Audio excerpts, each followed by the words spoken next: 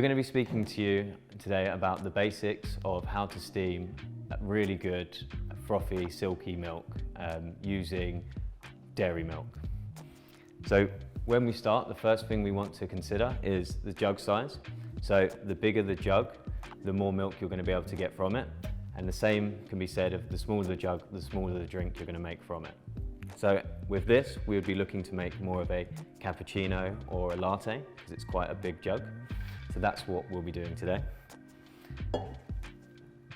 Then the amount of milk that you're going to be using, one of the problems you find with a lot of home baristas is that they don't put enough milk into their jug. So what you find is you start to hear this really horrible like screeching sound.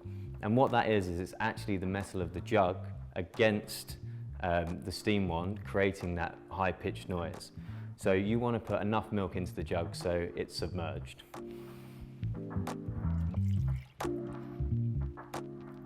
A really nice point of reference is actually the bottom of the pitcher, of the spout here.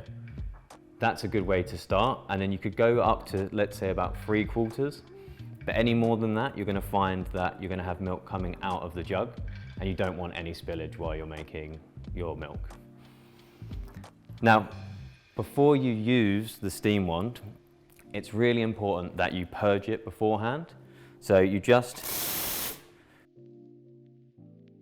release a little bit of the steam out, and what that does is it actually removes some of the condensation built up in the steam wand. What that can create is you get bubbles instantly from turning it on the milk, so you're removing that element from happening.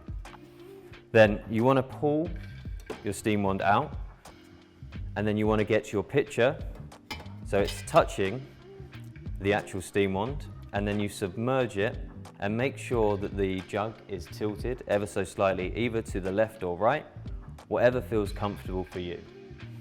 If you don't tilt the jug, you'll find that you're only heating up the milk, you're not actually spinning it and creating a really nice vortex, which is going to draw in some of those bubbles and create that silkiness that you want. So make sure that it's tilted, and then you're going to fully engage with the steam wand. And what you want to hear at first is this almost like chirping noise. And what that noise is doing is it's actually entraining air into the milk and creating your foam. So you want to hear that at the beginning, and then after you want to submerge your steam wand further into the milk, so then it's a nice quieter sound, and now you're just heating up the milk.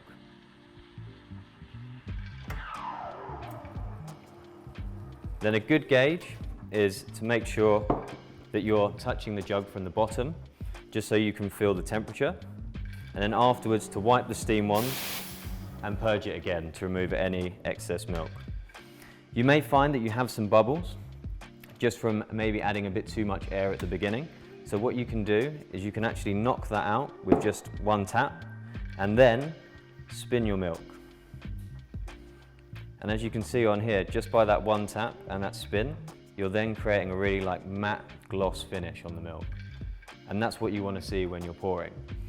A lot of people will just tap and they'll miss out the step of actually spinning the milk, and they'll lose that silkiness from avoiding that. Then you're ready to pour.